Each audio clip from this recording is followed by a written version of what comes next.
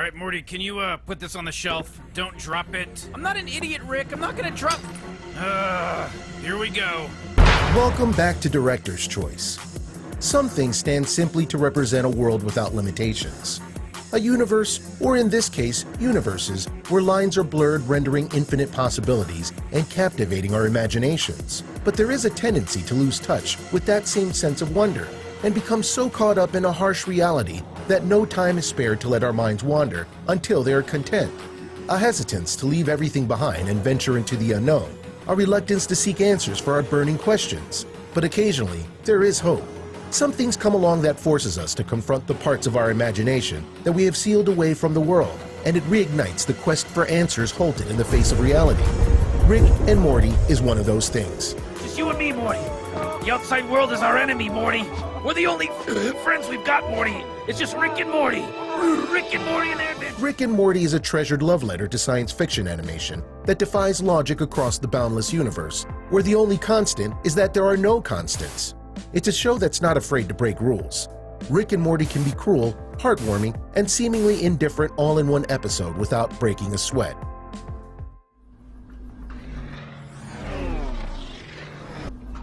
Pearl Harbor, on the other hand. Yeah, I think that's inbounds. Part of the reason so many adoring fans pledge their allegiance to the show is the fearless nature and the groundbreaking writing that shapes the pieces of the complicated multi-dimensional puzzle.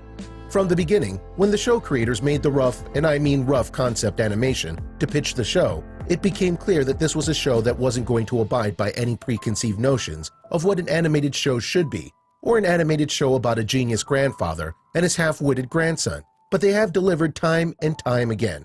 Rick and Morty, at its core, is a show about a grandfather who reappears after 20 years and reunites with his family.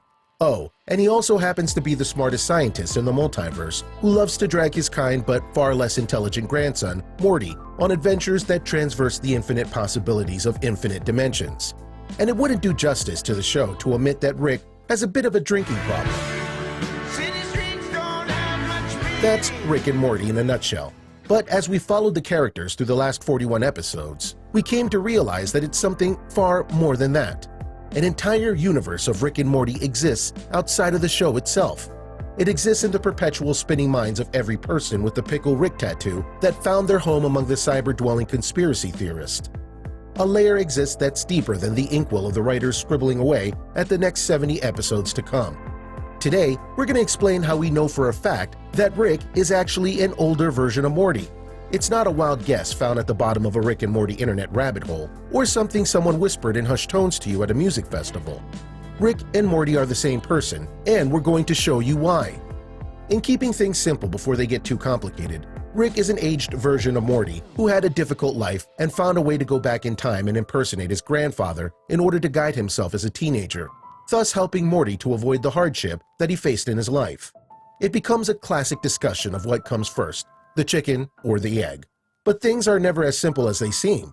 And in this case, Rick and Morty are both the chicken and the egg. That's the basic idea. But ideas are nothing without proof. And we have plenty of that.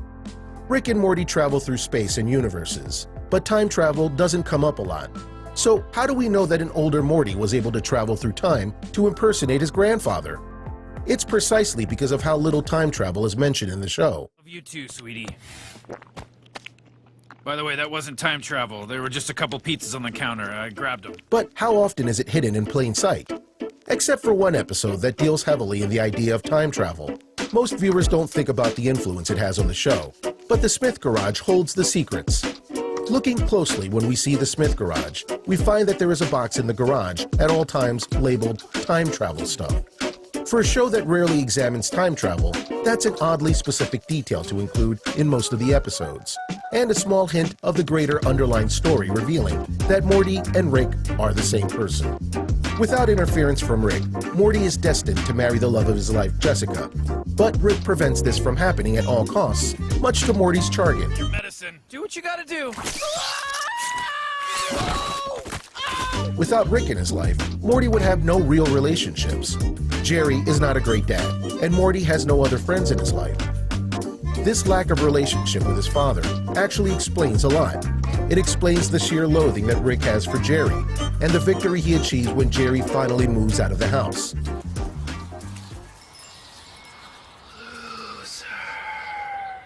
What? It also explains the reason that Rick is so desperate to find the Smith family in this universe when they escape to another planet to avoid the Galactic Federation. Finding himself alone, Morty becomes completely engrossed in the world of science to find some happiness. Eventually, he fulfills his desires and marries the woman of his dreams, Jessica. But with no other relationships in his life, Morty is unable to maintain the commitment and ends up divorcing Jessica. This adds to the long list of reasons that Morty travels through time to become Rick. We can tell that Rick wants to keep Morty from getting his chance with Jessica by the sheer number of times that Morty finally works up the courage to talk to her. Did you just come into the cafeteria through a portal? Yeah, well, you know, my Ferrari's in the shop. Huh, kidding. You're Morty, right? Yeah. You can get his number later. But Come on, Rick Morty. suddenly intervenes, upheaving any chance that Morty has to be with the girl of his dreams. Still not completely convinced that Rick and Morty are the same person. Think about the drink that Rick always has in his flask that requires super seeds to make. There's a lot of speculation that juice is what makes Rick intelligent.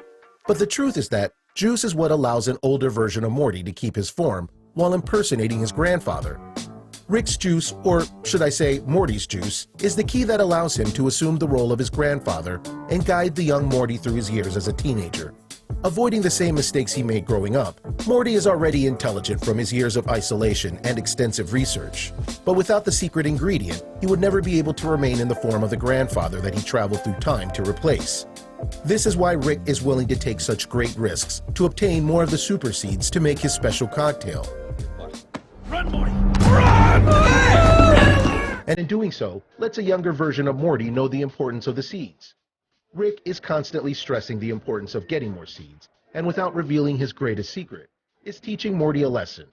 He's teaching young Morty not only the importance of getting more of the seeds, but he's also teaching him where to get them in the event that Morty never needs to find them himself. The most compelling evidence, and what is certainly one of the most compelling storylines in television history, is the simple idea that evil Morty knows the truth about Morty's becoming Rick. Callous and seemingly evil Morty, Rick turns out to be a robot the whole time, meaning that evil Morty is without a Rick, and perhaps refuses to ever become a Rick. The truth is that, after finding out the truth, evil Morty became hell-bent on preventing any more Mortys from becoming Rick, even if that means dismantling the system and destroying everything that Rick and Morty hold sacred. This, of course, means that evil Morty is not so evil after all, and maybe all the diabolical acts he commits are for a greater good to protect every future Morty from being subjected to the torture of becoming a Rick. Evil Morty eventually overthrows an entire government to become the president of the Citadel. And on the surface, it seems like a mad dash for power, but in reality, evil Morty is following through with a calculated attack of power to stop the never-ending cycle of Mortys becoming Ricks. Of course, this creates some interesting truths about the reality or realities that Rick and Morty live in. If Morty is a young Rick, then who would be Morty's real grandpa? In this case, killing young Morty's unknown real grandpa creates a strange precedent, where Morty is actually his own grandfather, and may eventually come to kill his grandfather to replace him again in an unending cycle of Mortys killing Ricks to take their place in the Smith family. But it gets a little more complicated than that when we re-examine the reconstructed family tree. Because Rick and Morty are the same person, that means that Beth, Morty's mother, is also Rick's mom. Jerry is also Rick's dad. And Summer is Rick's sister. If Beth is Rick's mom, it would explain the strong affection that he has for her. But more importantly, it would explain the 20-year absence from her life while Morty was working out the kinks to replace his original grandfather. The show never explains why Rick was gone from her life for 20 years. But the reality is that this was the space and time while Morty was finalizing his plan to become Rick and reunite with his family and his younger self. As we found out, most of the most unexplainable aspects of Rick and Morty can be easily explained by the reality that Rick and Morty are the same person. So now that you know the truth, what does it all mean? Ideas that exist under the surface explain some of Rick and Morty's most unexplainable ideas, but they do something more. It teaches us to dream beyond the idea that we are limited by one universe. And sometimes, the most impossible ideas are proven correct right in front of your eyes. We just have to look close enough to see the truth. In this case, when we look under the surface of an already intricate TV narrative, there is plenty of evidence to show that something truly great is at work. Rick and Morty is a classic case of deciding if the chicken or the egg came first. But as long as we can escape for a while into their universe, it's like Morty says, Nobody exists on purpose. Nobody belongs anywhere. Everybody's gonna die. Come watch TV.